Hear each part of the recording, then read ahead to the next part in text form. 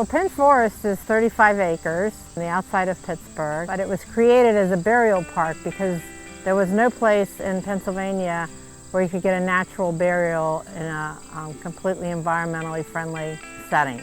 We're the only Green Burial Council certified natural burial ground in Pennsylvania.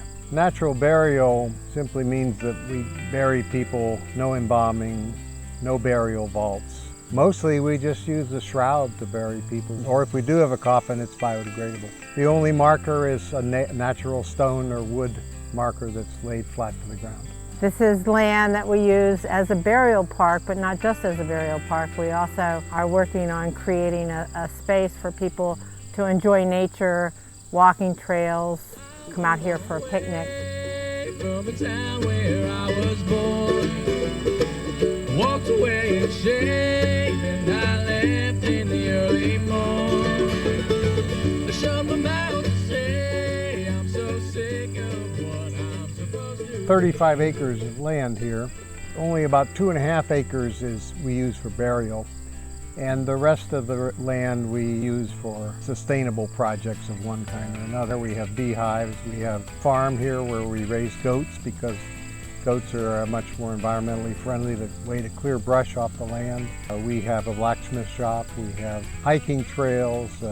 We have a woman, Mary Pat, who is our goat coordinator, or she calls herself a goat lady.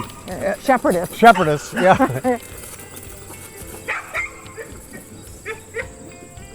We're planting a natural meadow, and rather than using human labor to get rid of all of that, we'll have the goats do that. You need to have one goat and another goat because they are herd animals. They get very lonesome. They can cohabitate, yes. Especially if you have puppies or kittens that are young when the goats are introduced, they get along with all kinds of different animals. And yeah, I've heard some people say blacksmiths were the first recyclers. I don't think that's necessarily true, since I think everyone used to be the first recycler. How I see this really tying in with sustainability is in a couple ways.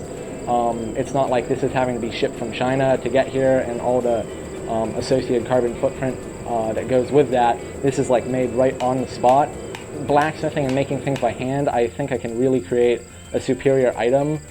My stuff will really last, and it's not going to need to be replaced in like 5 or 10 years. We have a pond and we put some fish in it. Could you use that for something? So aquaponics gives us a way to do that. So we have some raised beds with clay in them, and we can cycle the water out of the pond, filter out all the debris and organics from the pond, which becomes fertilizer for plants, and it's a continuous system. And it's all driven by a solar panel, so we don't even have to spend electricity on it. It's self-sustaining.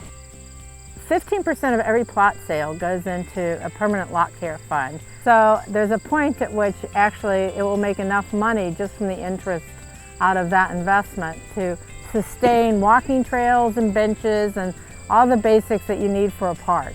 We won't be around to see it, but we're really excited that that's the foundation that's been laid for this space. It's a meaningful experience for people to actually come to a green burial and see how simple it is. But on the other hand, this is a place for the living. We live right next to the cemetery.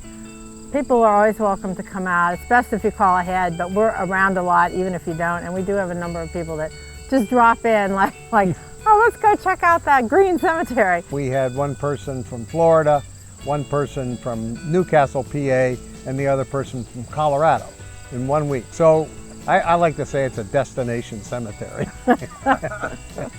We're excited about all the possibilities, and Pittsburgh has just become such a wonderful incubator for everything sustainable and green. It feels like we're just part of the increasing awareness of the importance of taking care of the environment.